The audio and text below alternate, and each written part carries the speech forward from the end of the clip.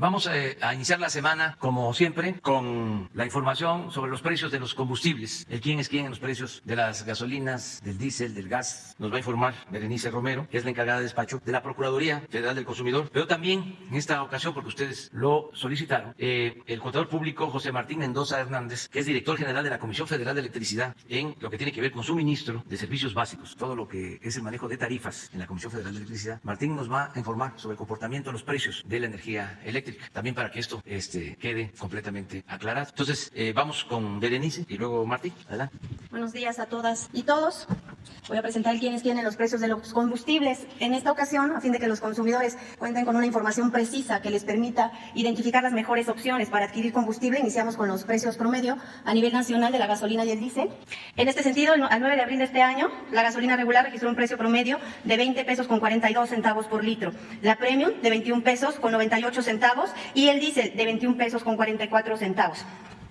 Los precios promedios son la mejor referencia para que el consumidor evalúe e identifique dentro de su región las estaciones más convenientes. Les recomendamos que puedan utilizar la app litro por litro para comparar precios en un rango de hasta 18 kilómetros desde la ubicación en la que se encuentre. En los indicadores de ganancias semanales por marca, Redco, Chevron y Arco permanecen con los indicadores de ganancia más altos, mientras que los más bajos se registran en Repsol, G500 y Orsan. Con corte al 9 de abril, el precio de la mezcla mexicana de petróleo sigue disminuyendo al encontrarse esta semana en $57.13 por barril. Ahora les voy a presentar las estaciones de servicio con los márgenes de ganancia más altos y más bajos y sus precios promedio al público, destacando que estos no constituyen los precios generales en el país, son un referente para que los consumidores tomen decisiones informadas y cuiden su economía. El margen más alto de la gasolina regular y su precio promedio al público, con 3 pesos con 11 centavos, lo encontramos en la franquicia Pemex, en la alcaldía Coyoacán, Ciudad de México, con un precio promedio al público de 21 pesos con 99 centavos por litro. El margen más bajo, con 21 centavos, lo tuvo la franquicia Pemex en Coatzacoalcos, Veracruz, con un precio promedio al público de 18 pesos con 65 centavos por litro. Respecto a la gasolina premium, el margen más alto, con 2 pesos con 54 centavos, lo tuvo la franquicia Pemex en Campeche, con un precio promedio al público de 23 pesos con 35 centavos por litro. El indicador de ganancia más bajo, con 21 centavos, también lo tuvo la franquicia Pemex en Tuxtla Gutiérrez, Chiapas, con un precio promedio al público de 20 pesos con 78 centavos por litro. El margen más alto en el diésel, con 3 pesos con 12 centavos, lo encontramos en la estación de servicio de la marca G500 en San Pedro, Mixtepec, Oaxaca, con un precio promedio al público de 23 pesos con 7 centavos por litro. Mientras que el indicador de ganancia más bajo, con 18 centavos, lo tuvo la franquicia Pemex en Veracruz, con un precio promedio al público de 19 pesos con 77 centavos por litro. Respecto a las acciones de verificación, a las estaciones de servicio de gasolina y diésel, al 8 de abril se atendieron 193 denuncias recibidas a través de la app litro por litro, se realizaron 161 visitas y en una gasolinera tuvimos impedimento para la verificación. Regresaremos con la Guardia Nacional. Como parte de los operativos, se detectaron alteraciones en el despacho de combustibles en una estación ubicada en Jocotepec, Jalisco, colocando sellos de inmovilización en 10 instrumentos de medición. Esta situación también se denunció ante la Fiscalía General de la República, quien ejecutó una orden de cateo y aseguró uno de los denominados rastrillos. Por lo que hace a las potestades de la Profeco, se iniciará el procedimiento correspondiente para determinar la gravedad de la infracción, cuya sanción puede derivar hasta la clausura de la estación de servicio. Asimismo, daremos vista a la Comisión Reguladora de Energía para que, conforme a sus atribuciones, lleve a cabo los procedimientos respectivos. A través de la app litro por litro se identificaron los siguientes precios. En la gasolina regular, la más barata, se vendió en Coatzacoalcos, Veracruz, por la franquicia Pemex en 18 pesos con 43 centavos y en San Mateo Atenco, Estado de México, por móvil en 18 pesos con 62 centavos.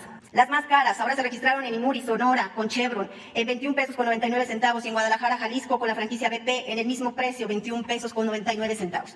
En lo referente a la gasolina premium, la más barata se vendió en Veracruz por la franquicia Pemex en Coatzacoalcos en 19 pesos con 43 centavos y en Boca del Río en 19 pesos con 99 centavos. La más cara también se vendió en Imuri, Sonora, por Chevron en 23 pesos con 99 centavos y en Campeche, por BP en 23 pesos con 49 centavos. En cuanto al diésel, el más barato lo vendió la franquicia Pemex en Veracruz, en 19 pesos con 77 centavos y en Ciudad Madero, Tamaulipas, en 19 pesos con 90 centavos. El más caro en Tenabo, Campeche, lo vendió Fulgas en 23 pesos con 9 centavos y la franquicia Pemex en Cumpa, Sonora, en 23 pesos con 7 centavos. Se hace el énfasis de que estos precios, tanto los más altos como los más bajos, corresponden a una sola estación de servicio. En cambio, los promedios nacionales corresponden a más de 12,000 estaciones del país. Profeco sigue monitoreando las condiciones en las que se encuentran los servicios sanitarios unitarios en las estaciones de servicios. Respecto al quién es quién en los precios del gas LP, con corte al 4 de abril, el gas LP estacionario tuvo el margen más alto con 5 pesos con 65 centavos en la gasera multirregional en Tepetlaustoc, Estado de México, con un precio promedio al público de 14 pesos con 94 centavos por litro. El más bajo, con 57 centavos, lo encontramos en la marca Gas o en Mazatlán, Sinaloa, con un precio promedio al público de 11 pesos con 66 centavos por litro. El gas LP por cilindro en el indicador de ganancia más alto, con 9 pesos con 95 centavos, nuevamente lo tuvo Lomas Gas en Coajimalpa, Ciudad de México, siendo también el precio promedio más alto al público con 27 pesos con 71 centavos por kilo. El indicador de ganancia más bajo, con 2 pesos con 89 centavos, lo tuvo Gascom en Amatenango de la Frontera, Chiapas, en un precio promedio al público de 20 pesos con 43 centavos por kilo. En los precios promedio diarios del gas LP al 7 de abril tenemos que el gas en cilindro promedió 23 pesos con 51 centavos por kilo, mientras que el gas estacionario tuvo un precio promedio de 12 pesos con 56 centavos por litro. Respecto a las acciones de verificación en el gas LP, se realizaron 69 verificaciones, de las cuales se identificaron infracciones en un caso. De 272 cilindros, 3 fueron inmovilizados por encontrarse en mal estado. 3 estaciones se negaron a ser verificadas, todas en el Estado de México, en Tecámac, Zumpango y Texcoco. Ahora vamos a presentar el quién es quién en el envío de dinero. Hoy nos toca ver el tema del envío de las remesas.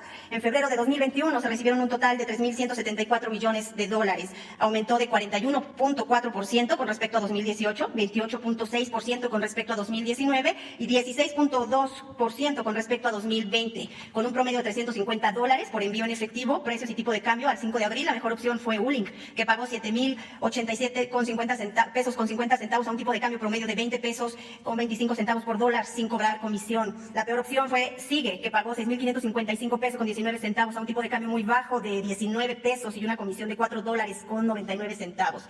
En el caso de depósito a cuenta, la mejor opción fue Ulink también, que pagó 7.087 pesos con 50 centavos a un tipo de cambio de 20 pesos con 25 centavos por dólar sin cobrar comisión. La peor opción fue MoneyGram, que pagó 6.791 pesos con 63 centavos a un tipo de cambio de 19 pesos con 97 centavos por dólar y una comisión de 9 dólares con 99 centavos. Telecom es el receptor que tiene la mayor cobertura en 1.217 municipios en el país, y Yoxo el que tiene más sucursales, 19.146 en 1.040 municipios. Electra, Walmart y Caja Popular Mexicana ofrecen un seguro contra robo. Es cuanto, señor presidente. Muchas gracias. Muy buenos días, con su permiso, señor presidente. Y pues bueno, platicarles un poco del tema del costo de la energía eléctrica hacia el consumidor final, que ha sido un tema un tanto polémico a razón de las variables que ha tenido hoy en día el sector eléctrico. Para ello, pues bueno, es importante iniciar con un poquito de antecedente, en el cual las nuevas tarifas que aplican para el cobro de la energía eléctrica que consume el cliente final datan de enero de 2016, cuando el mercado eléctrico mayorista entra en operación, a razón de la publicación de la actual Ley de la Industria Eléctrica. En este mercado, pues bueno, se define una serie de participantes, entre ellos principalmente los productores de energía. Está el transportista, el distribuidor, están los clientes y están los suministradores, ¿no? Y otros conceptos que están asociados al mercado. Todos y cada uno de ellos, pues bueno, tienen una participación importante, y bajo la condición de los costos se hace una conjetura de esa naturaleza. Cualquier suministrador que participe hoy en día en el mercado, asociado al número de clientes que tiene hoy en día la CFE, cuenta con un padrón de 45.8 millones de clientes, de los cuales 40.7 son del servicio doméstico. Esa es la mayor carga en número de clientes, pero no así el mayor número de volumen de ventas. Este sector, que representa el 90% de los clientes, representa el 30% de las ventas. Sin embargo, pues bueno, es el de mayor complejidad para su atención y de mayor costo, ¿no? El único mecanismo que tiene cualquier suministrador hoy en día en el mercado para poder hacer pagos al mismo sobre la compra, transporte, distribución y consumo de sus cargas es a través de un recibo de energía eléctrica. El recibo de energía eléctrica que la Comisión Federal de Electricidad tiene para con ello, pues bueno, es un recibo que ha estado modelado con la Comisión Reguladora. Es un formato, es un proforma en el cual se tiene definido por los conceptos, y pues bueno, ahí se tienen determinadas las tarifas. Para las tarifas eléctricas domésticas se tienen 7 de ellas, que partimos de la tarifa 1, la 1F, y tenemos la de alto consumo, el doméstico de alto consumo. Excepto la de alto consumo, cuentan con un margen o con un bloque de subsidio, y que ese subsidio es otorgado por la Secretaría de Hacienda a través del acuerdo que se publicó a razón de la Ley de la Industria Eléctrica. Ese acuerdo define que se otorgará un margen de subsidio a los usuarios que hasta cierto nivel de consumo puedan tenerlo. La Comisión Federal de Electricidad es el instrumento para otorgar ese subsidio a todos los clientes, y la Secretaría de Hacienda en el término anual hace las transferencias que corresponden a ello. Y ese diferencial es el costo que tiene la energía en el mercado contra el costo que se otorga a través de esa tarifa. Y ese diferencial, insisto, son transferencias que la Secretaría de Hacienda otorga a la Comisión Federal de Electricidad. El año pasado, cuando la Secretaría de Salud determina la emergencia sanitaria y veíamos que el confinamiento pues iba a ser parte de un consumo extraordinario en todos los domicilios, y que íbamos a tener un bloque de migración a clientes domésticos para consumo bajo y a consumo alto, por aprobación del Ejecutivo Federal se hizo un acuerdo en el cual se limitara ese crecimiento asociado al consumo que se va a determinar. Y este acuerdo, pues bueno, fue por instrucciones del Presidente de la República, y pues bueno, la CFE hace la propuesta en el cual todos los consumos excedentes de cada una tarifa para migrar al alto consumo queda detenido.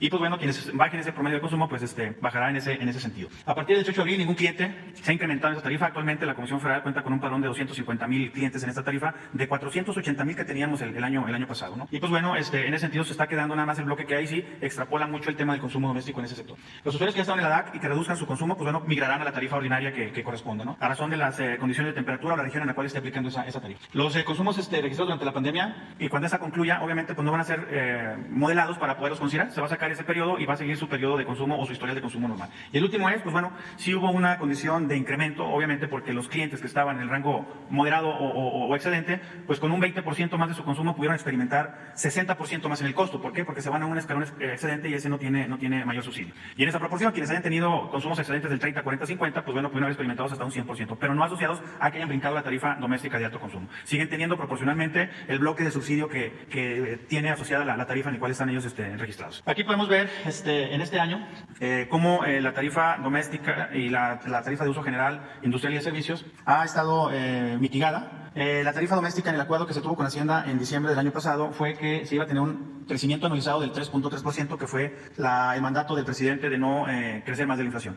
Actualmente la tarifa doméstica, todos los clientes domésticos, esos 40 millones de clientes, han experimentado un incremento acumulado súbito mensual del 0.2% para llegar al año al 3.3%. Este acuerdo ya está definido junto con la tarifa doméstica, que son las que tienen ese goce de subsidio. Sin embargo, el resto de las tarifas que la modela la Comisión Reguladora, estas están asociadas a los costos de generación y las tarifas reguladas que se tienen por el transportista y por el distribuidor. El año pasado nosotros cerramos con un menos 6.1% de crecimiento, o sea, no se creció ni siquiera el tema inflacionario. En este año, el primer mes fue del 1%, el mes de febrero fue de 0.18, teníamos ya un valor de 1.3. En el mes de marzo, igualmente se quedó con el 0.1, teniendo un 1.6% de crecimiento acumulado. ¿Qué pasa en el mes de abril? El mes de abril, el costo de generación que impactó en el mes de febrero, asociado a los costos de gas que pasaron en el sur de Texas, o en todo Texas, donde el precio del MMBTU costó 3.5 y se fue a $450 en promedio, una exposición terrible del gas. Se tuvo aquí una exposición fuerte de sobrecosto que le originó a la CFE cerca de 50,000 millones de pesos, en el cual esos 50,000 millones de pesos se están trabajando y se trabajaron con la Comisión Reguladora y con la Secretaría de Hacienda para dosificarlos o trasladarlos en los meses en los cuales la tarifa tenía un decremento y seguir manteniendo ese 3%. Actualmente, pues bueno, el mes en el puro costo de generación, insisto, que es el impacto del 60% del costo total de la tarifa, se fue a un 5%, sin embargo, en el valor acumulado ya con las tarifas reguladas quedó en un 3.4%. En ese sentido, pues bueno, podemos ver en la que sigue cuál es la variación que vamos a tener de un mes contra otro, de lo que es el mes de marzo contra abril. En la tarifa industrial de media tensión vamos a tener un incremento del 3%, en la tarifa ordinaria de media tensión un 3.2%, en la tarifa comercial un 3.3%, en la comercial hasta 25 un 2%, y así la más impactante va a ser la doméstica de alto consumo con un 3.8%.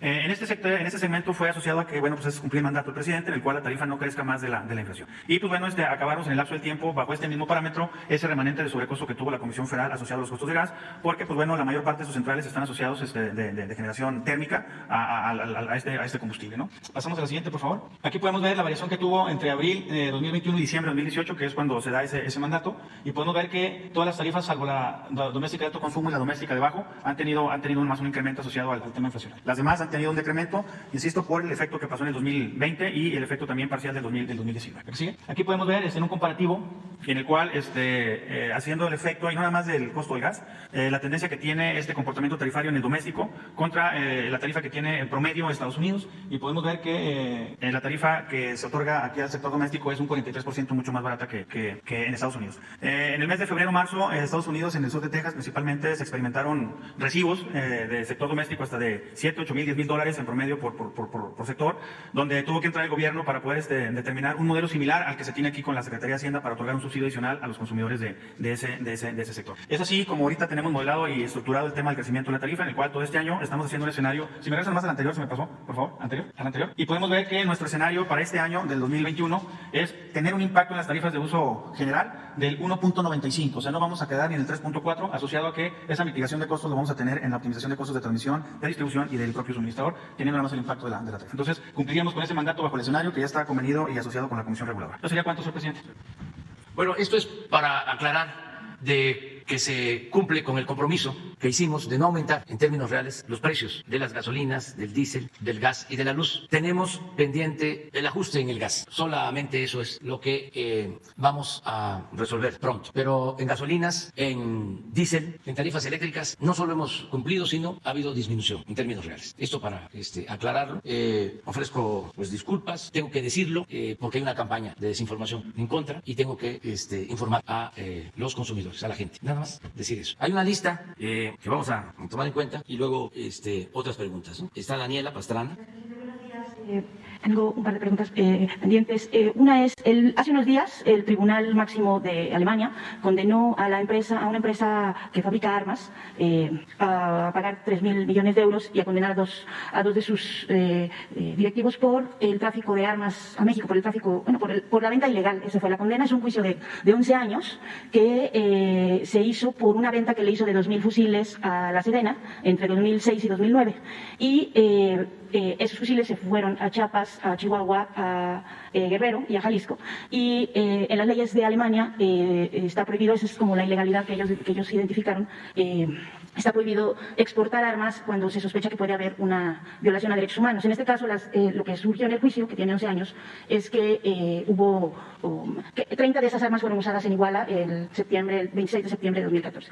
Entonces, la pregunta es porque ya en la resolución y en este juicio se identificó pues, que había habido incluso sobornos a alguno de los directivos, ahora ya retirado, y bueno, está la condena ya, ¿no? Pero más allá de la condena y de lo que se puede hacer en una cosa que ocurrió hace años, la pregunta era qué mecanismos están teniendo, qué cosas están haciendo para evitar pues el uso de armamento que llega, que vaya, porque estas armas que se usaron acá, que fueron las que detonaron el juicio, las usó la policía de Iguala, ¿no? Entonces, ¿qué mecanismos están teniendo o qué mecanismos hay para evitar que estas situaciones se repitan? Bueno, el principal mecanismo es el no permitir que haya tráfico de armas y que no haya complicidades de autoridades con traficantes de armamento, que no haya impunidad.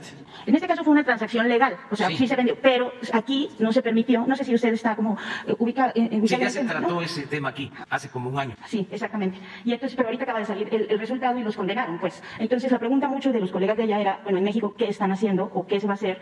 Nos preguntaban sobre condenas, incluso a la persona responsable de aquí, pero más allá de eso, a mí me interesaría saber cómo podemos evitar que se repita. Abiertas investigaciones en el caso de Ayotzinapa y en todos los casos. La Fiscalía está tratando este asunto. Existe una Fiscalía Especial para lo relacionado con Ayotzinapa y seguramente lo que estás planteando sobre la utilización de estas armas también lo están atendiendo. Es importante que se sepa de que no se tolera el tráfico de armas. Desde luego que es un ilícito, pero había tolerancia. Eso ya no existe. Ahora mismo se está actuando contra quienes se han involucrado en el tráfico de las armas. Es probable que en unos días más se dé un informe completo sobre esto, porque se está actuando, investigando a quienes participan desde el gobierno en el tráfico de armas. Eso se está haciendo. Podemos informar a detalle en unos días más. Puedo también adelantarles que desde que la Secretaría de la Defensa tiene a su cargo el manejo de aduanas, se han decomisado un número importante de armas. Hay más control y se está combatiendo el contrabando de armas. También estamos muy pendientes de las propuestas del presidente Biden en el sentido de llevar a cabo un control en la comercialización de armas en Estados Unidos, muchas de las cuales se introducen en nuestro país. Es un tema que se está debatiendo en Estados Unidos y ojalá y vaya al Congreso como iniciativa para la regulación de la producción, distribución de armas en Estados Unidos. He estado pendiente y hay esa intención de parte del presidente Biden que yo celebro y desde luego apruebo. Entonces sí estamos viendo sobre esto y en particular pues vamos a buscar información y se te va a dar a conocer, o la damos a conocer aquí, cuando tengamos más preciso de lo que se trata. ¿Tienen dimensionado ahorita cuál es el impacto que tiene el tráfico de armas en el país, sobre todo el que está ocupando los grupos criminales? Ha disminuido porque no hay tolerancia, cero. Impunidad. Entonces, eso ayuda mucho. El que no se permita, no se tolere, el que el Ejército y la Marina estén a cargo de las aduanas, el que no se acepten programas con agencias extranjeras para introducir armas, como lo hacían anteriormente, el que haya más control en la adquisición de armamento. Todo eso nos ayuda mucho. Y estamos sobre estos casos. Les voy a poner un ejemplo. Ustedes se acuerdan que hubo un movimiento porque en una región de Chihuahua no se quería entregar el agua que, de acuerdo al tratado con los Estados Unidos, debemos nosotros aportar, que es un acuerdo de los años 40 del siglo pasado. Y hubo una disputa, una discrepancia, incluso movilizaciones. Fue la Secretaría de la Defensa, estuvo la Guardia Nacional, porque teníamos que cumplir con ese compromiso internacional para evitar cualquier sanción o represalia que nos afectara. Se resolvió el problema. Desgraciadamente perdieron la vida, creo que 2, 3 personas, una mujer, lo tengo eso muy presente, muy lamentable. Y nosotros teníamos información de que se metieron intereses ajenos a lo que podría ser una causa justa, defender una causa justa, si no habían grupos de intereses creados, inclusive grupos de la delincuencia organizada. En ese entonces, hace poco, tomaron una presa, unos productores de esa región, La Boquilla. El comandante de la zona militar actuó de manera muy responsable, porque en vez de reprimir, porque habían soldados y habían elementos de la Guardia Nacional en la presa, decidió no enfrentar a la multitud. Y no solo eso, de manera muy responsable, antes de entregarle la presa, que estaba custodiada, desarmó a todo el personal. Salen, entra la gente a la presa, toman la presa y afortunadamente no hay enfrentamiento, pero se pierden unas armas de la Guardia Nacional. Hace poco, hace como 20 días, hay un decomiso de armas en la costa de Nayarit, limítrofe con Jalisco, por Puerto Vallarta, por las varas, por ahí, y se decomisa armamento. Y resulta que se encuentran armas de la Guardia Nacional que se habían sustraído en la presa de La Boquilla. O sea, no puede uno ser tan categórico, ¿no? Pero en el movimiento de Chihuahua había gente vinculada con los que operan en Jalisco, en la delincuencia. ¿Y eso está... del grupo de Jalisco? ¿Y eso se está investigando? O sea, esa Sí, posible relación. se tiene registro de los hechos. O sea, la Secretaría de Defensa está haciendo su trabajo en todo lo que tiene que ver con armamento. Y como en todo, el gobierno se limpia, se está limpiando. Como se está haciendo en migración, como se está haciendo en aduanas, en los puertos, también en el manejo del armamento. Estamos en eso. Gracias, presidente. La segunda pregunta es sobre lo que se presentó el viernes, sobre los ductos. ¿Qué es lo que se va a hacer? Porque decía que se va a aplicar la extinción de dominio. Si hay alguna investigación sobre los propietarios de esos inmuebles y cuál sería el destino, pues, de este mecanismo de extinción de dominio, a qué se destinaría lo que se Bueno, el predio decomisado. es un proceso que está a cargo de la Fiscalía General de la República, pero sí aplica lo de la extinción de dominio. Y esto significa que esos predios pasan a formar parte del patrimonio nacional. Hay un procedimiento que ya no es tan tardado, porque se hicieron modificaciones a la Constitución y a las leyes. Primero se elevó a rango constitucional lo de la extinción de dominio. En el caso del robo de combustible es delito grave. Segundo, se estableció un mecanismo para que se actúe pronto, que no se lleve mucho tiempo el poder llevar a la práctica la extinción de dominio. Entonces ya está en manos de la Fiscalía y esperemos que pronto se tengan esos predios. Y yo hablaba, y repito, de estos procedimientos, informaba, porque hay quienes todavía no saben que rentar una casa, un predio, para cometer un ilícito que tiene relación con el robo de combustible significa que van a perder la casa, van a perder el predio. Entonces, que se sepa, como también que se sepa que el que es encontrado responsable de robar combustible no tiene derecho a fianza. Aprovecho también para decirlo. El que haga un fraude electoral no tiene derecho a fianza. No está de más informarlo, porque ya no es como antes. Ya se modificó la Constitución. Entonces, el fraude electoral se castiga con cárcel y sin derecho a fianza. Es como el robo de combustible y como otros delitos. La defraudación fiscal, por ejemplo. Entonces, ya se ajustó el marco legal y se trata de delitos graves. ¿Y hay alguna sanción especial en el caso, por ejemplo, de la iglesia que vimos en las imágenes? No creo. No hay porque, ninguna característica.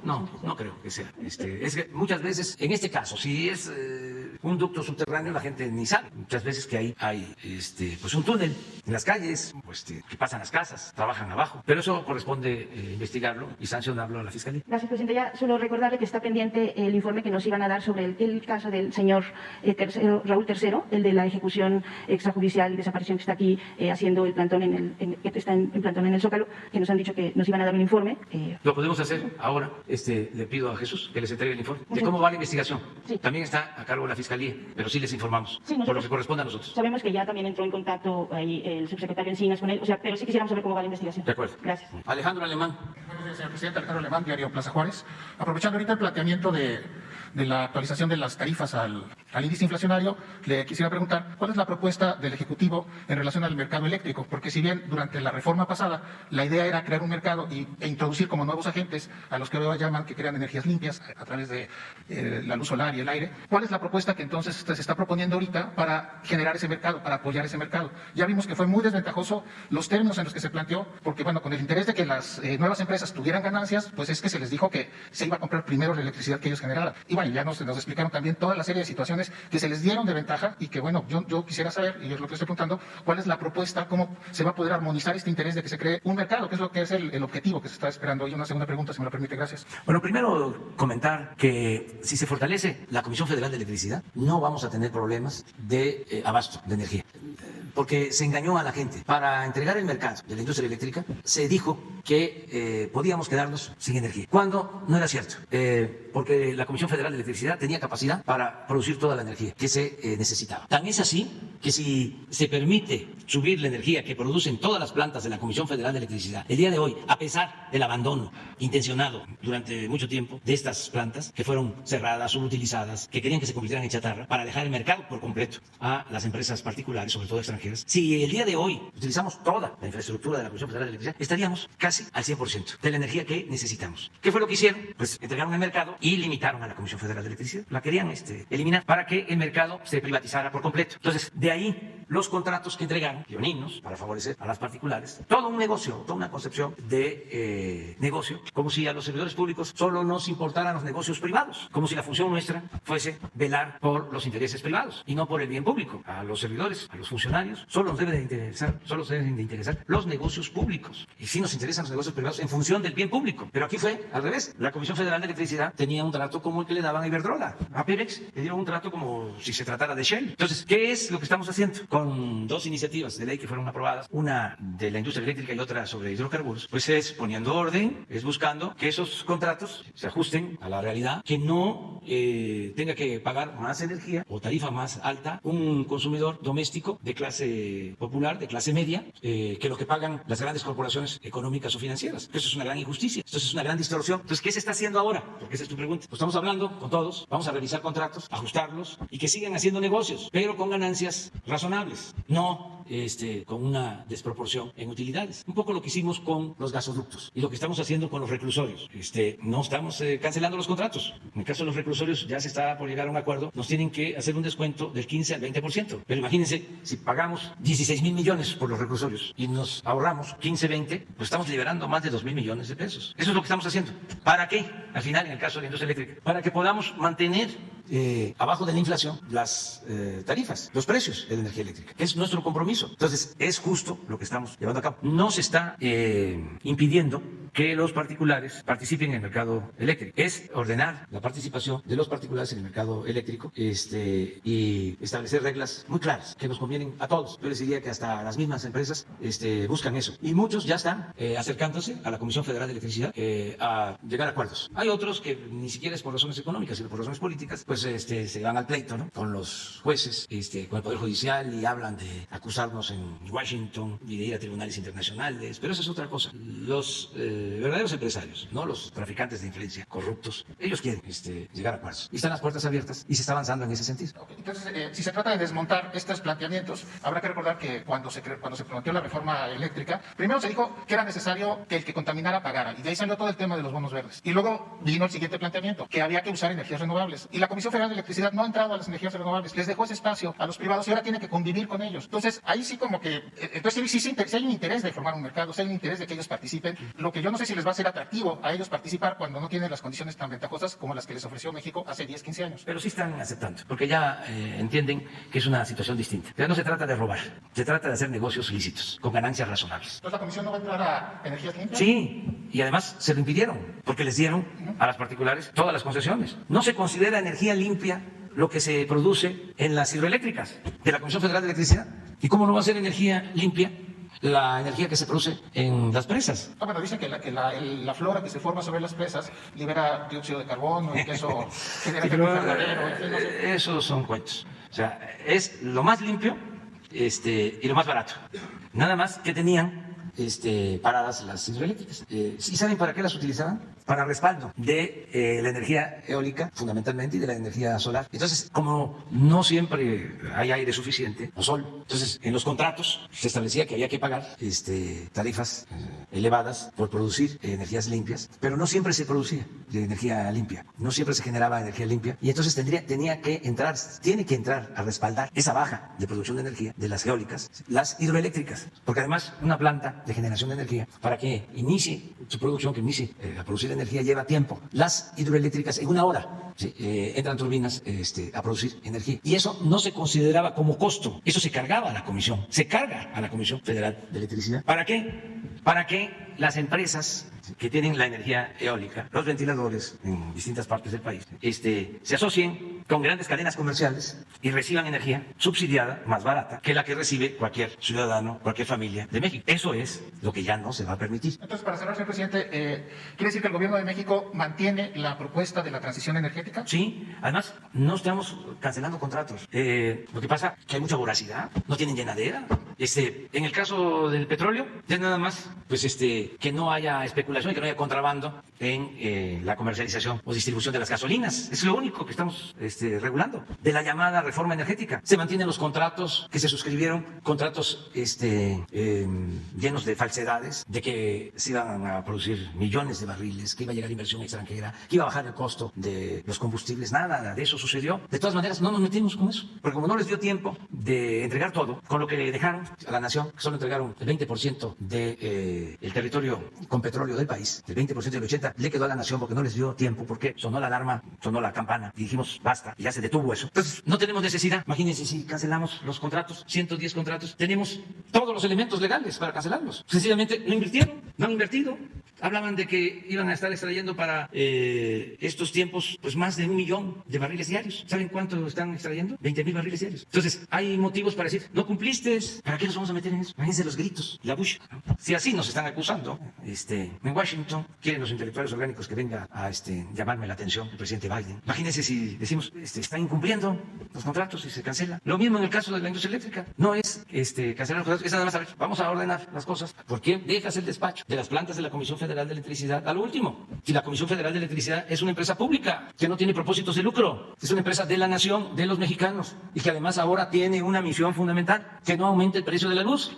¿Por qué vas a dejar hasta el final que suba la energía que producen las plantas de la Comisión Federal de Electricidad? Pues sí, pero por ejemplo, Baja California no está integrada al sistema eléctrico nacional y por eso incluso está pensando o está planteando hacer un acueducto donde haya una planta de energía solar, y esas son situaciones que la Federación tiene la responsabilidad de no sí, pero eso no no se puede. Lo que hay que buscar es precisamente la integración de toda la red. El problema que tuvieron en Texas fue precisamente, o sea, se les agravó el problema que no tuvimos nosotros lo resolvimos rápido, porque tenemos integrada toda la línea de distribución. De ahí en Texas, como está todo privatizado, no hay interconexión. Incluso se pudo suministrar energía de estados de la Unión Americana que tenían energía, pero no hay comunicación, no tienen interconexión en la red. Pero si se hubiera pasado en la Baja, ahí estaríamos en problemas. Sí, pero por eso hay que buscar integrar, no desintegrar todo lo que se puede. Y vamos a seguir trabajando en ese sentido. Muchas gracias, presidente. Mi segundo planteamiento es en relación a la conversación que usted, su participación del viernes pasado, que decía que los partidos políticos son agrupamientos ciudadanos de mujeres y hombres que tienen como propósito participar en la vida pública, contender por cargos de elección, de representación, con una declaración de principios, con un programa de acción. Pero también hay que recordar que los partidos públicos pues, son entes públicos, generan, todos sus ingresos son del gobierno. Entonces, ahí hay una situación de los partidos políticos donde, por ejemplo, no sabemos cuál es la situación de sus trabajadores, no tienen sindicatos. Es más, el gobierno hace un compromiso de no permitir el outsourcing, el Poder Legislativo también lo hace, y no sabemos si los partidos en qué posición están. En el mismo sentido está la demanda que tenemos ahorita con el señor Salgado Macedonio, que está planteando toda una situación de reclamar que han sido vulnerados sus derechos simplemente porque no fue transparente en la presentación de sus informes. Entonces, aquí yo creo que lo que le pregunto, ¿cuál es el papel que tienen los partidos políticos, la responsabilidad que tienen? Se hicieron los cambios a la energía eléctrica y los partidos incluso convinieron entre ellos a acordar cómo aprobarla. No tienen compromiso con la ciudadanía. No sé si hay alguna manera de reclamarle a los partidos una mayor participación, un mayor compromiso. No que veamos lo que estamos viendo en la Cámara de Diputados, donde los partidos negocian entre ellos, se pasan diputados como si fueran monedas de cambio. Creo que debe de haber un compromiso con los partidos y le pregunto a usted cuál considera que debe ser la responsabilidad de los partidos como factores de educación política, de formación hacia la ciudadanía. Gracias. Bueno, no me quiero meter mucho en el tema, no quiero profundizar porque es un hilo muy delgadito. No vayan a pensar o a decir que me estoy metiendo en los procesos electorales. En lo general, porque eso tiene que ver con la democracia que nos importa a todos. En lo general, hablaba yo de que un partido político, en efecto, es una asociación de ciudadanos, es un agrupamiento de ciudadanos que se unen para luchar por principios, por ideales, para llevar a la práctica un programa, para participar en las elecciones, tener representantes en las cámaras, en los gobiernos municipales, estatales, federales. Eso es un partido. Y en efecto, de acuerdo a la Constitución, lo que tú dices, un partido político es una entidad de interés público. Así está establecido. Y tiene que informar.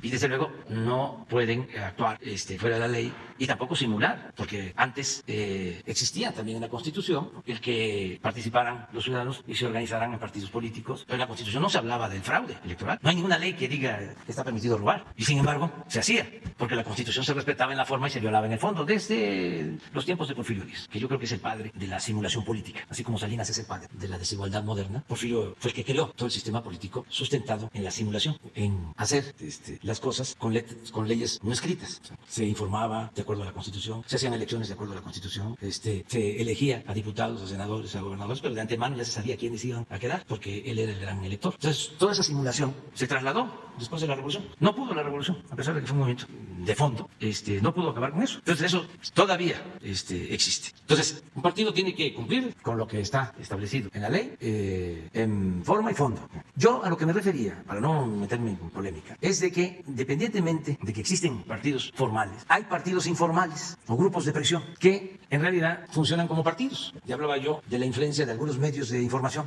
que llegan a imponer autoridades. No me voy a meter tanto en el asunto, pero antes una televisora podía inflar a cualquier personaje, o sea, como si se tratara de vender un detergente, un producto chatarra, con bastante publicidad. Eso para los jóvenes sucedía en México. También hay partidos de familias, ¿no? Bueno, más otras cosas. Entonces, periódicos que todavía siguen queriendo poner gobernadores. Ya hablaba yo de un periódico del norte, de que ha puesto varios gobernadores y puro gobernador mediocre y ladrón. Y todavía siguen con lo mismo. Pero lo más interesante es que, por ejemplo, ese periódico puede en una ocasión apoyar a un candidato de un partido y en otra ocasión apoyar a candidato de otro partido o a un candidato sin partido. Entonces, antes toda la culpa, ¿no?, se le echaba a los políticos, no los estoy defendiendo, o se le echaba a los legisladores, toda la culpa a los partidos. ¿Cuándo? Partidos, legisladores. Muchas veces eran títeres, instrumentos de los que realmente mandaban y decidían. Por ejemplo, todo esto que se sabe de los sobornos, de cómo compraron los votos para la aprobación de la llamada reforma energética. Y no estoy levantando ningún falso. Hay un juicio en la Fiscalía. Nada más que, como eso tiene que ver con el conservadurismo, ¿cuál es la actitud de los medios en México? De la mayoría de los medios. Silencio. Les cae muy bien la veda. Si están acostumbrados a no hablar. El neoliberalismo fue un periodo de silencio, de subordinación. Ni siquiera fue la aplicación solo de la censura, sino de la compra de voluntades, de, como decía Rubén Leñero, prensa vendida o alquilada. Señor presidente, nada más una cosa. Entonces, ¿considera usted que el sistema de partidos actual es más fuerte? ¿No se presta a este tipo de cosas? ¿Va a haber un cambio en el sistema? No debe de prestarse. Y es un proceso, nada más, que nunca ha habido democracia en México, en siglos. Ya lo hemos dicho. 3 momentos de esplendor en el terreno de la democracia. 10 años, 10 años de la República restaurada, del gobierno de Juárez y de Lerdo, de 1867 a 1876. Luego, Madero, apóstol de la democracia. ¿Cuánto duró el presidente Madero? O sea, de diciembre del 11 a febrero del 13, que lo asesina. Nada. Después de 34 años de dominación porfirista, llega Madero buscando establecer una auténtica democracia en nuestro país. Y lo asesina. ¿Cuánto tardó? Muy poco, ese esplendor. Luego, el 2000, se da por primera vez una alternancia. En décadas llega un partido distinto. Y ya sabemos lo que pasó. Y ahora, que la gente dijo, queremos un cambio. Nada más. Entonces, imagínense todo lo que se viene arrastrando de costumbres, de vicios antidemocráticos. Entonces, es importantísimo que haya democracia y es importantísimo que se establezca el hábito democrático y no claudicar y defender todos, el que las elecciones sean limpias, sean libres. Eso es una obligación. ¿Cómo conocían a México en el mundo? En este terreno, como el país de los fraudes electorales. Entonces tenemos la oportunidad ahora que hay elecciones, que hay condiciones inmejorables para que no se compre el voto, no se falsifiquen las actas, no se rellenen las urnas. Nada más que no puedo hacerlo, porque entonces sí me metería yo en un lío. Pero si vamos a las redes y ponemos, por ejemplo, cómo se contaban los votos, porque ahí está, contaban, ¿no? 1, 2, 3, 4, 5, 6, 7, 8, 9, 19, 20, 21, 22, 33, 34, 35. Total, 180 para el partido del que estaba contando. Nosotros nos pasó, o sea, lo puedo probar. Bueno, lo han dicho nuestros adversarios. hasta se regodean diciendo. Pero en la elección del 2006, nuestro adversario sacaba más votos que los ciudadanos que habían en la sección electoral. Habían 350 ciudadanos y sacaba 550, 560 votos. Sí, señor presidente. Entonces ya eso debe determinarse por completo. Entonces tiene que ver con la democracia. No es estar a favor o en contra de ningún partido. Es sencillamente vamos a dejar al pueblo que decida libremente. No apostemos a el fraude. Sí, pero es que tengo la percepción de que ahorita el problema no tanto es de partidos, sino de personajes de la política que se amparan en partidos y que no son honestos, que no tienen un compromiso real con la Pero al ciudadanía. final eso, si hay democracia, lo resuelve el pueblo. Ojalá que se sea. O sea, porque también eso es importante. No pensar que el pueblo es tonto.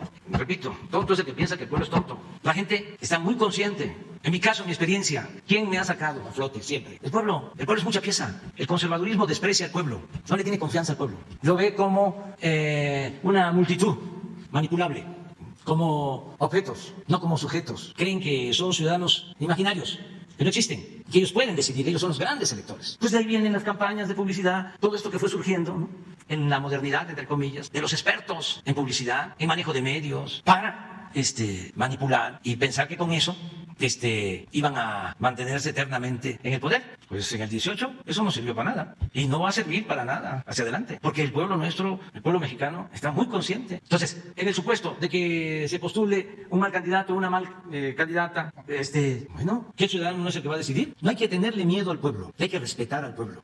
Y como un gran intelectual ya finado, que respeté mucho, aunque era un hombre con ideas conservadoras, decía que el pueblo se equivoca. Sí, claro que se equivoca el pueblo, claro que se equivoca, pero se equivocan más los caciques. ¿Cómo no se van a equivocar los caciques y los oligarcas y los integrantes de las mafias del poder? ¿Cómo no se va a equivocar el que solamente tiene como propósito el dinero y el poder? Entonces el pueblo tiene un instinto certero, sabe lo que le conviene y lo que no le conviene. Pero todo esto tiene que ver con las convicciones de cada quien. Entonces dejemos al pueblo. Hasta en los asuntos más difíciles, aun cuando se tenga representación, consultemos al pueblo. Mandar obedeciendo. Para no equivocarnos, lo mejor es preguntarle al pueblo. Y claro que nos vamos a equivocar y van a haber traiciones y muchas cosas. Pero lo mejor que se ha inventado en política para que exista una representación ciudadana, una representación popular, es la democracia. Pues el sistema menos malo. No hay otro. Y la democracia es demos, que es pueblo, y kratos, que es poder. Esa es la democracia, es el poder del pueblo. El pueblo es el que decide, el pueblo es el que manda. Entonces, hagamos a un lado el clasismo, el racismo, la discriminación, y pensemos que todos somos iguales y que, así como nosotros tenemos capacidad para la reflexión y el análisis, también un campesino, un obrero,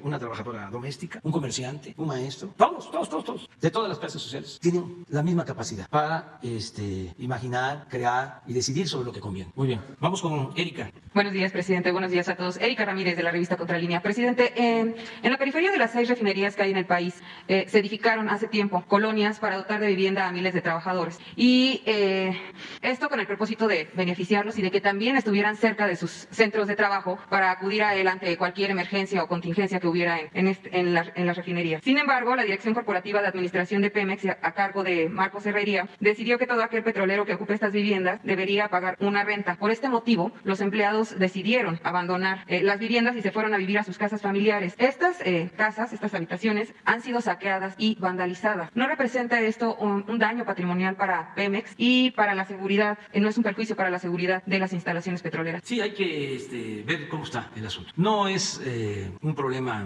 nuevo. Desde que dejaron el abandono a Pemex, dejaron también en abandono las unidades habitacionales de los trabajadores de confianza y de los trabajadores de planta, de los obreros. Esto se observa en todas las instalaciones de Pemex, en refinerías y las ciudades que se crearon. Por ejemplo, el abandono de Ciudad Pemex, que se hicieron viviendas para ingenieros, para obreros, por la explotación del petróleo y del gas, y se abandonaron con el tiempo las viviendas. Entonces vamos nosotros a mejorar todo el sistema de refinación y esto incluye también rehabilitar las viviendas. Me ha tocado ir a las 6 refinerías, las he visitado, he estado en las zonas habitacionales y sí he visto abandono en las casas y también en otros casos he visto que están ahí los trabajadores, los técnicos, viviendo con sus familias. Ahora, como está la veda electoral, voy de nuevo a hacer una gira, voy a visitar las 6 refinerías y voy a ver esto que tú estás planteando. Lo que sí informo es de que se está llevando a cabo toda la limpieza de Pemex y se está definiendo la función básica de Pemex, es extraer petróleo, refinarlo y vender combustibles. Eso es Pemex. Los trabajadores han sido pieza fundamental para Sin ellos no se podría hacer nada. Ahora que hubo el incendio en Minatitlán, en la refinería, fue gracias a los trabajadores, a los técnicos, que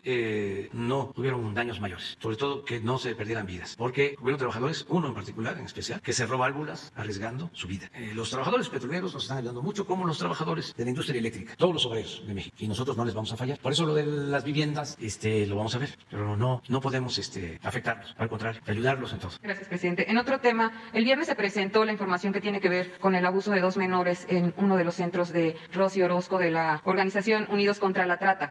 ¿Habría algún proceso abierto en contra de Rosy Orozco y sus directivos de la asociación civil, ya que los niños abusados y los que abusaron, pues son víctimas de trata y fueron también víctimas de negligencia? Pues lo está viendo y lo trató aquí. ¿No estuviste ese día? Sí.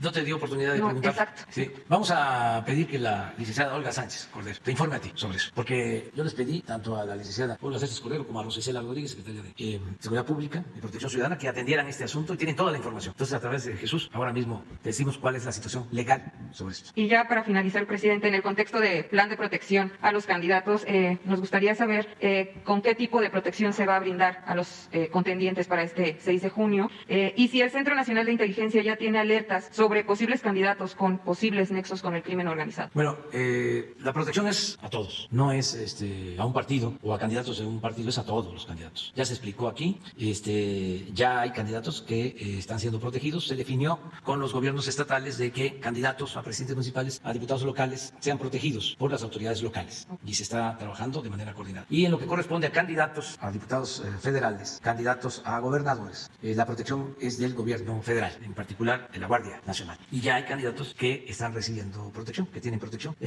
y constantemente estamos atendiendo este asunto. Hoy se informó de un asesinato de un regidor, Jesús, ¿de qué municipio? Afortunadamente no ha habido muchas pérdidas de vidas y en donde se han presentado asesinatos, casi en todos los casos hay detenidos o ya se sabe quiénes son los responsables y están prófugos, pero ya se les anda buscando, de candidatos que han perdido la vida. Sí, de Tecate, Baja California, un regidor independiente. Esto fue ayer, fue asesinado. Y tenemos pues el mapa, ¿no tienes el mapa? De todos los días, desde el 9 al 11, el monitor. Sobre candidatos vinculados al crimen, eso corresponde a la Fiscalía, más que nada. Nosotros hicimos una recomendación respetuosa a los partidos, de que antes de postular a los candidatos, o antes de las elecciones, porque todavía hay tiempo, soliciten a la Fiscalía General antecedentes de candidatos. Eso ayuda mucho. No creo que yo cometa una infracción al decir de que yo lo hice cuando fui dirigente. Antes mandé la lista. Y aún así, salen o se dan sorpresas te da la vida. Pero es mejor pedir información. Es una recomendación. Muy bien. Gracias, presidente. Alberto Marroquín. Buenos días, señor presidente, procuradora, director. Soy Alberto Marroquín Espinosa, corresponsal de JF Informa desde Cancún, frecuenciacat.com y desde mi portal informativo es ahoraam.com. Señor presidente, le informo sobre un fraude que realizó Casas Geo en contra de un fraccionamiento en Querétaro, La Pradera, en el municipio del Marqués, Querétaro. Después de haber desarrollado más de 20 fraccionamientos en varios municipios del estado de Querétaro, Casas Geo se declaró en quiebra en el año de 2008 y en ese momento tenía como director a Luis Alfonso García Alcocer, conocido como Ponti, dejando incluso en el abandono más de 5,000 viviendas en una zona de una población de más de 7,000 habitantes. Y se destaca que al día de hoy el fraccionamiento se encuentra en concurso mercantil a nivel nacional. Derivado del desfalco y quiebra del que sufrió la empresa en Querétaro, la problemática es esta. En 2018, derivado de la quiebra de la empresa, deciden vender las viviendas y extender los contratos de compraventa con ese vicio oculto que solo la empresa conocía y que administrativamente esperaba superar bajo promesa con el comprador usuario final, que incluso un ejemplo del contrato de compraventa, de concluir las obras de la vivienda, las cuales de manera física no contaban con tinacos, tomas de agua y en algunas zonas ni energía eléctrica y al momento de la entrega y luego de más de 12 años de haber sido vendido este fraccionamiento, muchas de las viviendas aún no cuentan con este equipamiento. En ese periodo el municipio solicitó a Casas Geo revisar, además de la entrega de recepción al municipio, la infraestructura hidráulica para operar, mismo que no fue entregado ni en tiempo ni en forma, por lo que nunca fue aprobado por la autoridad municipal. Derivado de lo anterior, Casas Geo dejó abandonado el fraccionamiento desde el año 2010 sin haber terminado ni entregado a las autoridades municipales ni a la CEA ni a la CFE, lo que ha convertido en un foco rojo de inseguridad en el municipio del Marqués por el hacinamiento y falta de servicios. Adicional a lo anterior y de manera impune y con todos los servicios jurídicos de por medio, el 5 de octubre de 2016 el ayuntamiento del Marqués, encabezado por el periodista Mario Calzada, autorizó a la desarrolladora Casas Ponti, de la cual es propietario Luis Alfonso García Alcocer, conocido como Ponti, exdirector de Casas Geo, un nuevo fraccionamiento en más de 58 hectáreas de terrenos sobrevendidos, entre ellas áreas protegidas y que es colindante con la Pradera, para construir 4,800 nuevas viviendas, entre ellas condominios verticales, los cuales no tienen ni infraestructura ni acceso, lo que se le llaman las pasos de servidumbre, no tienes acceso a ellos y tienen que pasar por la Pradera. Señor presidente, el 80% de los créditos son por parte del Infonavit. ¿Puede usted apoyar por parte del Infonavit para que los ciudadanos les cumplan esas obligaciones que les han quedado de ver desde hace 12 años? Vamos a pedirle al director de Infonavit de que atienda esta petición y otras, pero nos comprometemos a que él va a atender a los vecinos de estas unidades habitacionales. Se ponen de acuerdo para que los reciba y se busque ayudarlos. Para no hacer tanta historia, todas estas inmobiliarias y todo lo que tiene que ver con unidades habitacionales del Infonavit fue un rotundo fracaso durante el periodo neoliberal. No es generalizar porque seguramente hubieron fraccionamientos, unidades habitacionales bien construidas, bien hechas, en donde la gente está contenta, ¿no?, con su departamento, con su vivienda. Pero por lo general, lo que imperó fue la corrupción en todo lo relacionado con las inmobiliarias, la construcción de unidades habitacionales. Ya lo hemos dicho aquí, el construir unidades habitacionales en sitios sin servicios, sin agua, sin transporte, sin vialidades. Por eso quedaron abandonadas las casas, los departamentos, miles de departamentos en el abandono, porque era un negocio que tenían pseudo empresarios de la construcción con políticos que hicieron su agosto. Yo creo que esto hay que irlo resolviendo. Entonces, un saldo, una herencia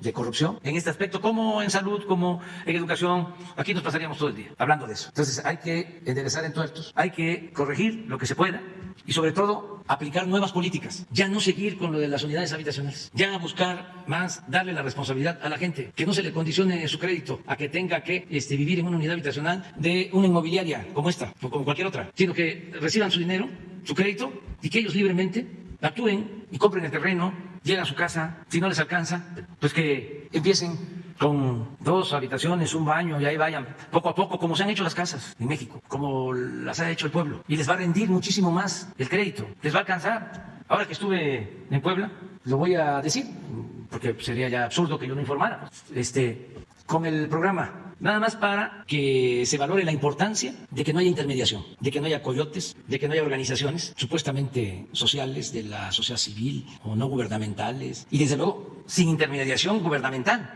O sea, dependencias encargadas para todo, filtros por donde pasa el dinero, y se queda el dinero siempre en estas estructuras intermedias y no le llega abajo. Bueno, que es lo mismo, es un giro, un gran viaje. Nada de entregar los créditos a las inmobiliarias, sino directo al trabajador, porque es mayor de edad, porque sabe lo que le conviene o no le conviene, y le va a rendir más el dinero. Bueno, el caso de las escuelas, que había programas, ahí está el fideicomiso, para los que defendían los fideicomisos, para tener bebederos en las escuelas.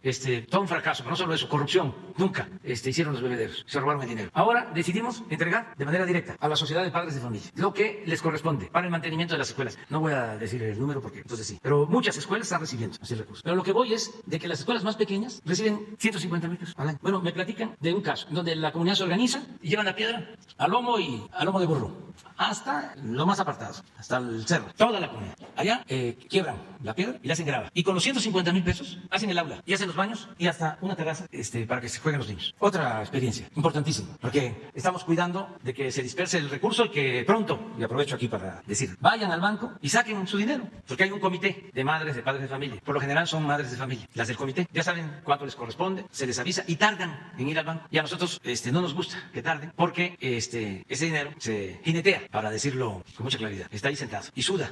Y el interés pues, es para los dueños de los bancos y es dinero público. Entonces, lo que queremos es que se vaya pronto y se saque dinero y a trabajar. Entonces, preguntaba, ¿por qué tarda? ¿Por qué no van? ¿No se les avisa con tiempo? Sí, pero tardan en organizarse. Estamos hablando de comunidades también muy apartadas. La costumbre es que no solo vaya la presidenta y la tesorera, sino que tiene que ir todo el comité y a veces otras autoridades de la comunidad. Y luego tienen que buscar en qué se trasladan, porque las sucursales están distantes y lleva tiempo, ¿no? Pero otra razón al principio por la que no sacaban el dinero es porque no creían que tenían ese dinero, porque antes pues no les llegaba nada. Y cómo en toda la intermediación, en toda la cadena de intermediación, se iba a permitir que desde la tesorería de aquí saliera el dinero a la comunidad, a la sociedad de padres de familia. Pero eso es lo mejor en todo sentido, en los créditos de Infonavit, en el mantenimiento de las escuelas, en la construcción de caminos. No se puede hacer en todos lados, pero en el caso de Oaxaca se entregan los fondos a la autoridad del pueblo, que se elige de manera democrática y que siempre hay gente honesta, incapaz de robarse dinero, ni de la comunidad ni de nadie. Entonces se organizan y ¿qué sucede? Compran al precio real los materiales y trabajan todos y siempre les sobra, y las obras bien hechas. Entonces, ¿para qué los aparatos? Pues solo para simular, para fingir y para robar, para dar oportunidad a que el que dé el contrato reciba un soborno, un moche, o el que va a comprar una mercancía para el gobierno reciba también del proveedor un moche. Entonces, todo lo que podamos hacer entregando de manera directa el apoyo del gobierno a la gente es benéfico. Entonces, en este caso, es un asunto estructural. Ya sabemos cómo era lo de las inmobiliarias, lo de los créditos en Infonavit, las empresas, todas estas que mencionas, eran famosísimas durante el periodo neoliberal. Yo fui jefe de gobierno aquí y dijimos, no, se van a dar permisos, porque ya la ciudad no tiene agua, no hay vialidades. Además se dieron en los últimos tiempos cambios. La antigua delegación Cuauhtémoc, ahora esta demarcación que se llama Cuauhtémoc, alcaldía, llegó a tener en 1970 1 millón de habitantes y ya para 2000 tenía 500,000, perdió 500,000. Benito Juárez pues tenía también como 600,000 en el 70 y ya para el 2000 250, 300,000. Miguel Hidalgo también perdió la mitad, Azcapotzalco. Sin embargo, Iztapalapa de 500,000 en el 70 pasó a cerca de 2 millones en el 2000. Tlalpan de 120,000 a 600, 800,000. ¿Por qué? Bueno, el temblor, pero también por las inmobiliarias, porque es comprar terreno en greña, en hectáreas y hacer edificaciones. Entonces dijimos, no, vamos a ordenar, si se quiere construir, que se haga aquí, en el centro, vamos a repoblar el centro, porque además aquí había quedado toda la infraestructura, el metro, los centros de salud, los hospitales, las escuelas. Me tocó ir a escuelas, la delegación Miguel Hidalgo, las colonias, donde estaban vacías, porque ya no vivía después de mucho auto. Entonces ahora pues es distinto, ya se volvieron a poblar estas delegaciones, hasta se pasaron. Sí, les estoy hablando del 2000 a la fecha, sí, un cambio de política. Por eso es importante el Estado, no dejar todo al mercado, es importante la planeación. No se trata de hacer negocios, no se trata nada más de crecimiento económico, no se trata de desarrollo anárquico, sino de ordenar, de planear. Bueno,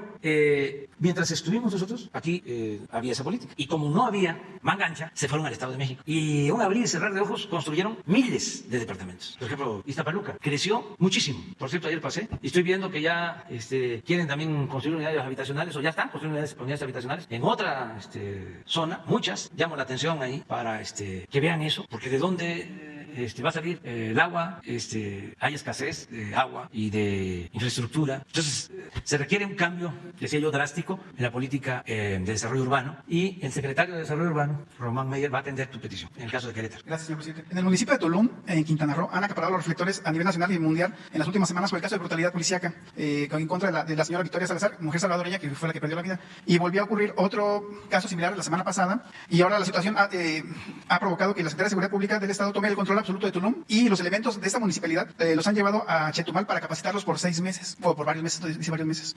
¿Cómo califica usted esta acción del gobernador Carlos Joaquín? Y si usted, como jefe del Ejecutivo Federal, apoyaría con elementos de la Guardia Nacional para mejorar la conducta policial que existe en el municipio de Tulum. Esa es una competencia del gobierno del Estado. Sí estoy informado de que ellos intervinieron y la policía estatal está a cargo de la seguridad en Tulum. No puedo decir más, solo que nosotros siempre estamos en disposición de ayudar para capacitar, para formar. Lo ha hecho la Secretaría de la Defensa y lo ha hecho la Guardia Nacional. Cuando se trata de policías municipales que ya están muy echadas a perder, y hay que intervenir, si lo solicitan los gobiernos estatales. Entonces nosotros estamos ayudando, y estoy de acuerdo en la formación, en la capacitación, en los exámenes para ir depurando las policías. Hay que hacer esos exámenes y se tiene que tener más cuidado de las policías. También no generalizar, porque hay buenos policías, no pensar que todos son violentos, torturadores, ¿no? Corruptos. Hay buenos policías. Entonces hay que estar supervisando constantemente, y me parece bien lo que hicieron, de que si no hay confianza en la policía municipal, pues es facultad del gobierno del Estado intervenir, que es lo que están haciendo en Tulum, para garantizar sobre todo la seguridad de la gente, garantizar que no se repitan estos hechos tan lamentables. Gracias, señor presidente. Aprovechando la presencia de la procuradora Zurit Romero, en este mes de abril cumplimos 2 años de asistir aquí a las mañaneras, y la primera pregunta que usted me dio la palabra, fue señalé la parte de esa leyenda urbana que eran los rastrillos con lo que robaban la gasolina, ¿no? A raíz de esa denuncia surgió esa inspección más a fondo por parte en aquel entonces por el procurador de aquella, Ricardo Schaefer.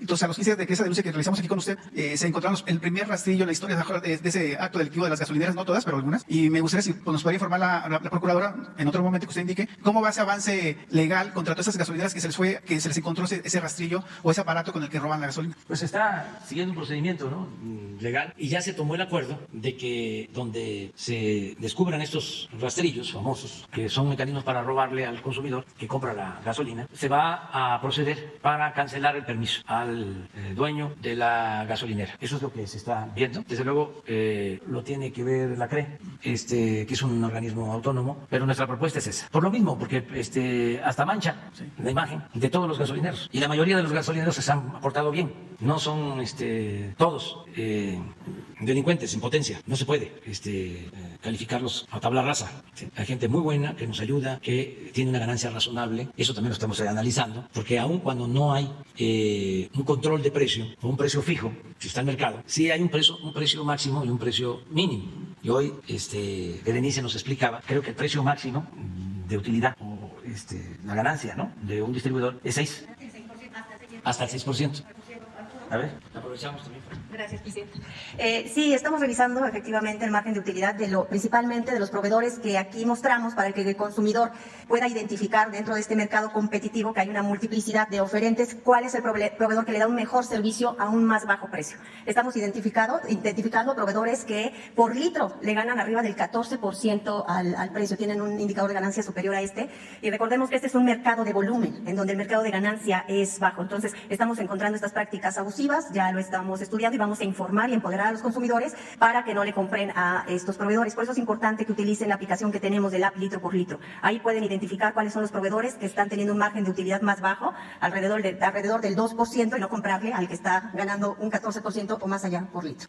Y lo mismo en el caso de los rastrillos, y qué bueno que lo recuerdas, porque eso es algo muy importante, fue un hallazgo. Se sabía, pero se investigó y se encontró con este mecanismo, y lo que eran rastrillos, vamos a decir, artesanales, ya se han ido sofisticando, ya son modernos, pero se detectan, de modo que a los amigos que se dedican a la distribución de las gasolinas que nos ayuden para que no nos metamos en cuestiones legales de cancelación de los permisos o concesiones, porque tenemos que cuidar al consumidor. Además, se está haciendo un esfuerzo para que no aumente el precio de los combustibles, que no haya gasolinazos. Entonces, una gasolinera bien administrada, aunque es poco el margen de utilidad, por el volumen, como aquí lo plantea Berenice, puede ser rentable. Además, hay otro tipo de servicios que se prestan y ahí se complementa, ¿no? Y se tiene una utilidad ilícita. Entonces, se está viendo eso, y también hay fenómenos que puede ser por los servicios adicionales, pero hay fenómenos en donde la utilidad es demasiado baja, que también se va a investigar, porque ¿cómo se explica eso? Ya eso se lo dejamos a la imaginación de ustedes. Nomás para terminar, a ver si en alguna otra ocasión nos pueden platicar sobre la cuenca de Burgos, que es el cuarto yacimiento más grande de gas natural aquí en México, y a ver qué pasa ahí, porque parece que hay un desaprovechamiento ahora con lo de Texas. A ver qué nos pueden platicar sobre ese proyecto. Sí, esa es una historia, nos va a llevar tiempo, por eso después lo vemos. Muchas gracias. La cuenca de Burgos para la explotación del gas. Vamos con Alejandro, de lo de la REA. Buenos días, señor presidente. En el contexto de este proceso electoral, presidente, y las restricciones legales que hay, yo quiero retomar un tema, sobre todo su gobierno, que ya no quedó, sobre todo la presidencia de la República, impoluta en términos electorales. En la sentencia SUP-RP 109/2019, es una sentencia, no sé si usted recuerde, de octubre de 2019, en la que se sanciona, o más bien el Tribunal Electoral del Poder Judicial de la Federación, le instruye a usted que debe sancionar a su vocero presidencial porque violó la veda electoral en las elecciones. Recuerda que hubo el 2 de junio de 2019. Ya nunca supimos, presidente, en qué quedó ese asunto. Nos iban a informar, nunca nos informaron qué tipo de sanción usted le aplicó a su vocero Jesús Ramírez. Y en esa misma lógica, que nos puede decir no solamente qué sanción le aplicó, sino saber cuál es el señalamiento, cuál es la indicación a todo el gobierno federal de quienes se atrevan a violar alguna norma electoral, cuál es la sanción que usted les aplicaría en casos como este, señor presidente. Bueno, hay una instrucción y hay una convicción, que es lo más importante, de que no debemos intervenir en el proceso electoral, porque no somos iguales a los anteriores. Nosotros siempre hemos luchado en contra del fraude, en todas sus manifestaciones. Hemos sido víctimas del fraude electoral desde años. Un día voy a poner un documental sobre el éxodo de la democracia. Lo voy a subir a las redes. Hace poco subí el discurso que di hace 16 años cuando el desafuero, pero este éxodo fue de antes. Luchando por la democracia, caminamos desde Tabasco hasta la Ciudad de México. Entonces es una convicción, es un principio. Nosotros no somos delincuentes electorales, no somos mapaches electorales, no hemos cometido fraudes, ni vamos a cometer fraudes de ningún tipo. Lo que le comentaba que ocurrió fue simplemente la emisión de 2 tweets, un tweet y un video. Sí, y en vez del tiempo de veda electoral. seguramente se va a aclarar, porque no tenemos nada que esconder. O sea, no somos iguales. Y tengo la mejor opinión de Jesús Ramírez Cuevas, por eso nos ha acompañado desde hace mucho tiempo. Jesús no es un jefe de prensa de los que habían antes, personajes históricos, los que manejaban la prensa en presidencia. No tiene nada que ver. Él viene de la lucha social, de la izquierda, del periodismo independiente, del periodismo cercano al pueblo, distante del poder. Y Jesús es un hombre honesto, no es millonario. Ya no hablemos de los que eran jefes de prensa, de cómo viven. Sería bueno que se hiciera una investigación. Permíteme, que es bueno el tema. El equivalente a Jesús, ¿dónde están sus bienes? Pero ni siquiera hablemos de eso. Lo que tienen los periodistas, desde luego, algunos periodistas, que son inmensamente ricos. Entonces, esto es totalmente distinto, completamente distinto. Y si hay algo que aclarar sobre esto, Jesús lo va a aclarar. Yo creo que ya se... Nunca estuve yo pidiendo y nunca me dieron la información. Pero ya se hizo. Qué bueno saberlo. Sí, ya se hizo. Y vamos a procurar que nadie se meta. Lo más importante es tener autoridad moral. Se tiene que predicar con el ejemplo. Entonces, no nos vamos a meter, y no solo eso, vamos a estar muy pendientes para que se garanticen elecciones limpias y libres. Ustedes saben, nosotros tenemos diferencias con autoridades que todavía tienen que ver con lo electoral. Diferencias que vienen de lejos, porque consideramos que no han actuado con rectitud y se han sometido a grupos de intereses creados, políticos y económicos. Y lo saben bien. Hay hay en el Tribunal Electoral quienes avalaron el fraude electoral del 2006, que firmaron desplegados. Existen los documentos, sosteniendo de que no hubo fraude. Tenemos diferencias, pero no solo eso. Hasta hace poco se hacían de la vista gorda y otorgaban registros a partidos y otorgaban registros a candidatos que no les correspondía y muchísimas cosas. Nada más la elección del 2012, nada más lo repito para que no se olvide, porque está de moda la amnesia, el olvido. Pero presentamos una denuncia porque habían rebasado los topes de campaña, pedíamos que se anularan las elecciones en el 12 y hay constancia de lo que les estoy planteando. ¿Qué resolvieron? Que los que habían rebasado el tope de campaña éramos nosotros, los que fuimos nosotros. ¿Qué pasa después? Pasa el tiempo, se ventila el asunto de Odebrecht. ¿Qué es lo que se sabe? Por declaración del director de Pemex de ese entonces, o el que manejaba las finanzas en ese entonces, de que recibieron dinero del extranjero. ¿Quiénes estaban? De autoridades electorales. ¿No lo vieron? Entonces dicen que traemos una campaña en contra de la autoridad electoral y que queremos someter a la autoridad electoral. No, no somos iguales. Nada más que ya basta de estar simulando de que son demócratas cuando siempre han estado al servicio de la antidemocracia. Siempre.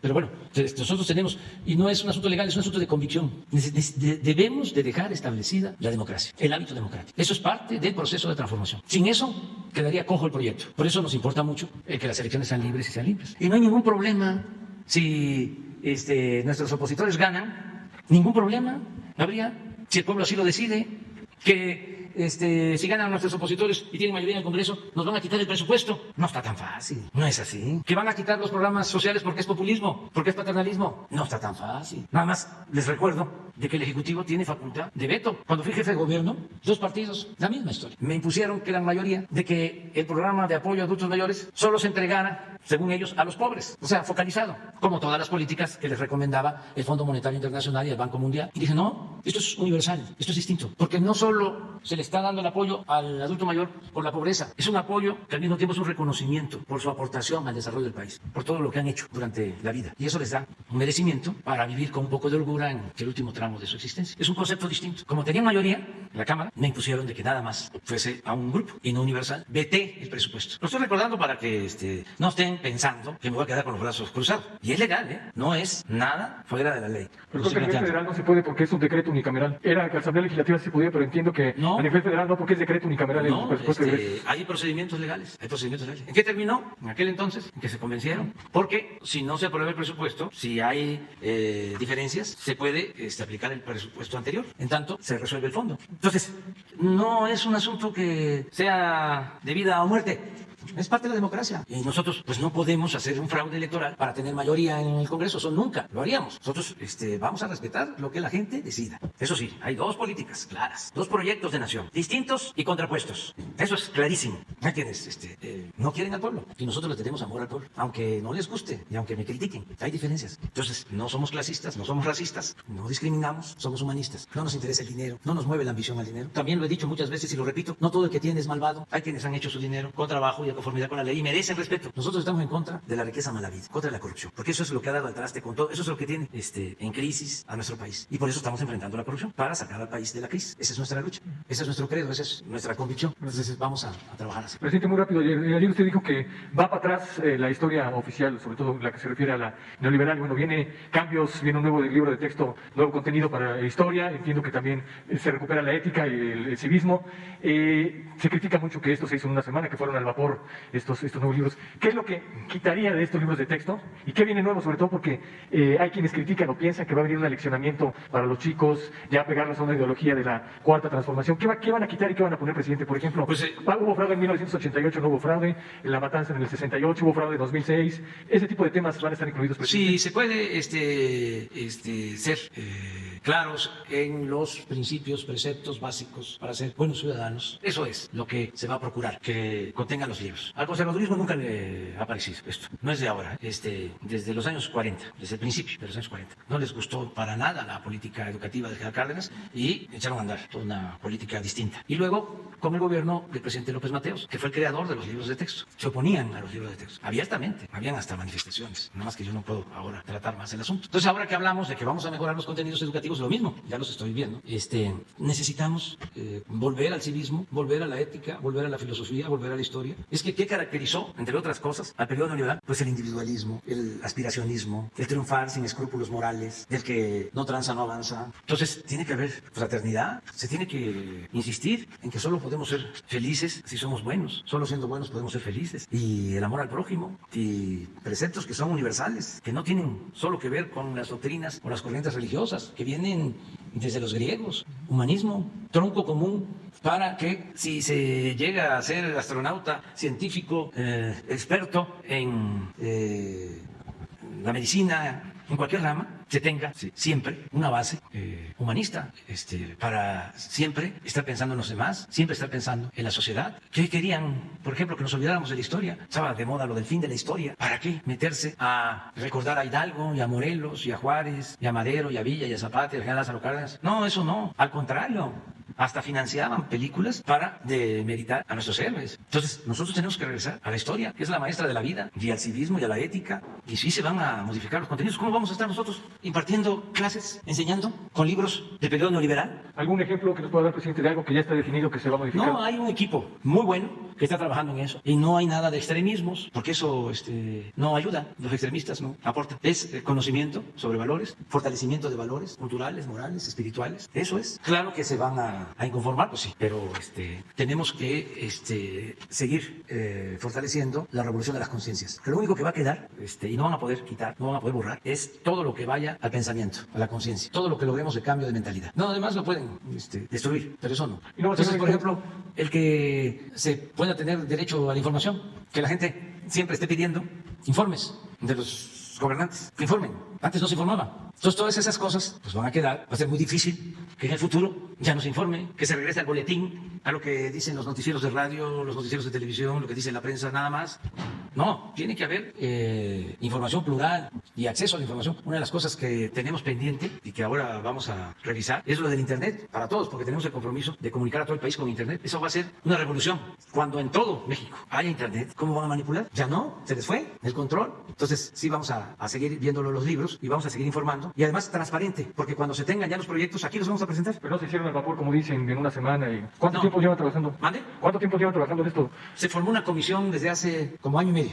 Trabajo legal, o sea, la autorizó el Congreso. Y hay una dirección de contenidos en la SED. Y desde que entramos al gobierno estamos planteando esto. No es nuevo, nada más que ya llegó el tiempo. Porque además, no podemos seguir con lo mismo.